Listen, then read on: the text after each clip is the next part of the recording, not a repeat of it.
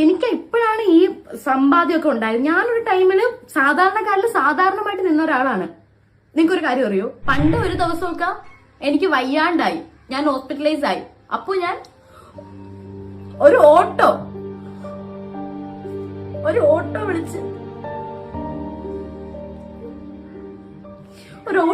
ഞാൻ ഹോസ്പിറ്റലിൽ പോയിട്ടുണ്ട്. പണ്ടൊക്കെ ഞങ്ങളെ വീട്ടിൽ കഴിക്കാൻ ചിക്കൻ്റെ കൂടെ ഒന്നും ഇല്ലായിരുന്നു. ഞങ്ങൾ പിന്നെ ആ ചിക്കൻ മാത്രം കഴിച്ചുകൊണ്ടിരുന്ന ഒരു കാലം ഉണ്ടായിരുന്നു.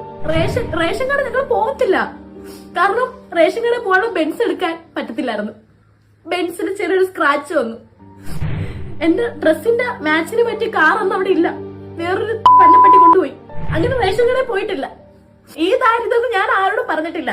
അയ്യോ, ആ നടനെ പറ്റി പറയുകയാണെങ്കിൽ അത്രയും സിംപ്ലിസിറ്റി ഉള്ള ഒരാള് ഇല്ല.